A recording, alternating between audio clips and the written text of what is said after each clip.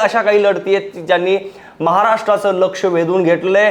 काय डोंगर, काय झाडी, काय हॉटेल असं म्हणून फेमस झालेले शहाजी बापू यांच्या नगर परिषदेवर म्हणजे सांगोला नगर परिषदेमध्ये काय होणार याकडे संपूर्ण महाराष्ट्राचं लक्ष लागलं होतं। काही दिवसांपूर्वी जेव्हा ही निवडणूक लागली त्यावेळेस एक पथक त्यांच्या ऑफिसवर गेलं होतं आणि त्यानंतर त्यांच्या ऑफिसची झाडाझडती घेतली होती। त्यानंतर शहाजी बापू यांच्या डोळ्यात आपण अश्रू पाहिलेले होते। त्यामुळे या निवडणुकीकडे सगळ्यांचं लक्ष लागलं होतं। सांगोल्यामध्ये नेमकं काय होणार आहे? शहाजी बापूंना चारी बाजूनी विरोधकांनी घेरलं होतं। राष्ट्रवादी असेल, भाजप असेल, या सगळ्यांनी चौबाजूने डाव टाकले होते आणि शेकअपचे देखील जे उमेदवार होते ते ऐनवेळी दुसरीकडे गेले होते। त्यामुळे देखील त्यांच्यापुढे कडवं आव्हान उभं राहिलं होतं। मात्र सध्या सांगोल्यामध्ये काय घडलं, काय राजकारण झालं आणि कोणी बाजी मारली हे सांगणार आहेत लेट्स अप मराठीचे संपादक कुठे सर। काय सांगाल, सांगोल्यात कशी जादू केली शहाजी बापूने? विष्णू, तुम्ही म्हणाल तसं की सांगोल्याची निवडणूक ही भाजप विरुद्ध शिवसेना अशी झालेली होती। या निवडणुकीमधल्या इंटरेस्टिंग ज्या स्टोरीज आहेत त्या स्टोरीज मी तुम्हाला या निमित्तानं सांगतो। पडद्यामागे काय काय घडलेलं होतं, शहाजी बापू का रडलेले होते आणि ते शहाजी बापू पाटील आज का हसत आहे याचा थोडक्यामध्ये आपण आढावा घेऊया। वाचकांना ट्यून राहा, अतिशय इंटरेस्टिंग स्टोरी आहे। सगळ्यात महत्त्वाचं काय घडलेलं होतं, जयकुमार गोरे हे एखाद्या पहिलवानासारखं सोलापूरचे पालक रिपीट जयकुमार गोरे हे एखाद्या सोलापूर जिल्ह्यावरती सर्वच्या सर्व जागांवरती भाजपचा भगवा, भाजपचं कमळ फुलवण्यासाठी त्या ठिकाणी मोहिमेवर निघालेले होते। त्यांना अशी एकही नगरपालिका नको होती की ते आपला मित्रपक्ष एकनाथ शिंदे जरी असतील तरी त्यांचाही उमेदवार निवडून येता कामा नये, अशा प्रकारची खबरदारी ही जयकुमार गोरे यांनी घेतलेली होती। जयकुमार गोरे शहाजी बापू पाटलांशी अखेरच्या रात्रीपर्यंत वाटाघाटी करत होते, चर्चा करत होते, बोलत होते। त्या जयकुमार गोरे यांनी शहाजी बापू पाटलांना अक्षरशः धोका दिला, अक्षरशः एका प्रकारे तडाखा लगावला। तो तडाखा काय लगावला, त्यांच्या असं लक्षात आलं की जर भाजपकडे सक्षम उमेदवार नाही आहे, पण शहाजी बापू पाटलांपेक्षा जो शेकापचा उमेदवार आहे, शेकापचे आमदार बाबासाहेब देशमुख यांचा जो उमेदवार आहे, बनकर नावाचे ते उमेदवार होते, त्या बनकर यांनाच भाजपची उमेदवारी दिली। शेकापची काही मंडळी ही भाजपच्या पॅनलसोबत घेतली। दुर्दैवानं शहाजी बापू पाटलांच्या दुर्दैवानं त्यांना अध्यक्षपदासाठी ऐनवेळी योग्य उमेदवार देखील मिळत नव्हता। त्यांचं म्हणणं असं होतं, तुम्ही उमेदवार द्या, आपण महायुतीचं उमेदवार म्हणून करू। पण जयकुमार गोरे यांनी ऐकलं नाही।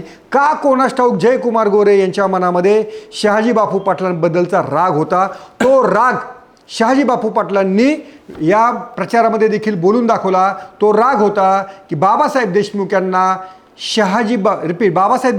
शहाजी पाटलांच्या विरोधात जयकुमार गोरे यांनी गेल्या विधानसभा निवडणुकीमध्येच मदत केलेली होती।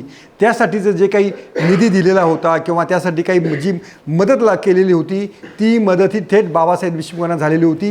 ही का झालेली होती तर शिवसेनेचे उमेदवार पाडण्याचं एक काम भाजपनं हाती घेतलेलं होतं। त्याच्यामध्ये शहाजी बापू पाटलांचा नंबर लागलेला होता आणि त्यातनंच विष्णू जयकुमार गोरे हे जेव्हा पालकमंत्री झाले तेव्हा त्यांच्या असं लक्षात आलं की आता बाबासाहेब देशमुख हेच आता आपल्या भाजपचे पुढचे आमदार होऊ शकतात। त्यामुळं शहाजी बापू पाटलांना रोखण्याचं काम झालं। ज्या क्षणी शहाजी बापू पाटलांना हे कळालं त्यावेळी ते भाजपवर जोरदार बरसले। ते म्हणाले, हेच काय दिवस आले का? भाजप पक्षाफोड्या पक्ष झालेला आहे, जखम केलेली आहे, पाठीमागून वार केलेला आहे। पण हे बोलल्यानंतर शहाजी बापू पाटलांना तंबी देण्यात आली, तुम्ही असं बोलू नका। भाजपने त्यांना अक्षरशः दमबाजी केलेली होती, तुम्ही काय बोलू नका। त्यामुळे शहाजी बापू पाटलांनी नंतर सर्व चॅनल्सला मुलाखती देणं बंद केलं। हे आतली बातमी आहे। हे पडद्यामागच्या मात्र शहाजी बापूंना रोखण्यासाठी मुख्यमंत्र्यांची सभा झाली। एक मिनिट, मुख्यमंत्र्यांची सभा झालीच आणि शहाजी बापू पाटलांनी काय झाडी काय डोंगर म्हणत गुहावटी गाजवली। या सगळ्या एकनाथ शिंदे यांच्या बंडाच्या पाठीमागे हे सगळे उभे राहिले। त्यांच्याच उमेदवाराला पाडण्यासाठी देवेंद्र फडणवीस त्या ठिकाणी आले। याच्यावर भाजप थांबलेली नाही आहे, तर मतदानाच्या काही तास आधी शहाजी बापू पाटलांच्या कार्यालयावर छापा पडलेला होता। त्या ठिकाणी जी काही रक्कम होती, जी काही रोकड होती ती रोकड हस्तगत करण्याचा प्रयत्न करण्यात आलेला होता। शहाजी बापू पाटलांना पूर्णपणे कोंडीत पकडण्याचं काम हे भाजपनं त्या ठिकाणी केलेलं होतं। पण शहाजी बापू त्यावर देखील रडले, शहाजी बापूंनी अश्रू काढले, पण शहाजी बापू पुरून उरले. शहाजी बापू पाटलांनी असा इमोशनल डाव खेळला. शहाजी बापू पाटलांनी भाजपचं जे सगळं कारस्थान होतं ते आपल्या कार्यकर्त्यांमध्ये इतकं भिनवलं की त्यांचे कार्यकर्ते पेटून उठले. दुसरी गोष्ट अशी झाली की जे शेकापचं जे केडर होतं, ज्या शेकापच्या केडरला असं वाटत होतं की आपल्या बाबासाहेब देशमुख काहीतरी करतील, पण बाबासाहेब देशमुखांनी ज्या पद्धतीनं हार मानली, ज्या पद्धतीनं भाजपच्या समोर त्यांनी नांगी टाकली, त्याचा देखील राग हा बाबासाहेब देशमुखांच्या कट्टर केडरला आलेला होता. आणि त्यामुळंच मग ही सगळी मंडळी सांगोल्यामध्ये बनकर यांच्या बाजूनं, शहाजी बापू पाटलांच्या बाजूनं उभी राहिली. जयकुमार गोरे यांचे सगळे मनसुबे हे शहाजी बापू पाटलांनी उधळून लावले. त्यामुळं शहाजी बापूंना यापुढं राजकीय जीवदान देखील त्यामुळे मिळालं असं आपण म्हणू शकतो. त्यामुळंच एखाद्या सत्ताधारी पक्षाच्याच माजी आमदाराला, माजी नेत्याला कसं कुचंबना करू शकतात, कशी कोंडी करू शकतात, त्याचं सांगोला हे एक नंबरचं उदाहरण होतं. आणि त्यातनंच मग सांगोल्यामध्ये एक भावनिक लाट तयार झाली.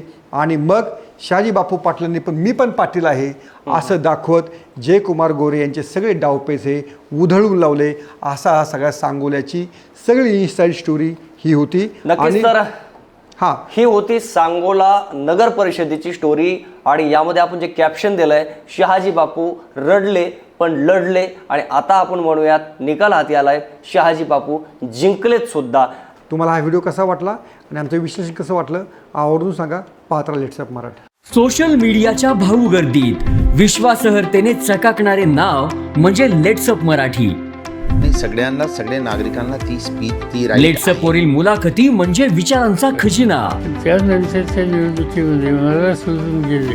बातम्या केवळ वस्तुस्थिती सांगणाऱ्या, न प्रोपगंडा, फक्त जनतेचा अजेंडा. क्योंकि आने वाला कल जाने वाला है, जाने वाला कल आने वाला है. राजकारण, मनोरंजन असो की क्रीडा क्षेत्र, महाराष्ट्राची स्पंदने संवेदनशीलतेने टिपणारे माध्यम म्हणजे लेट्स अप मराठी.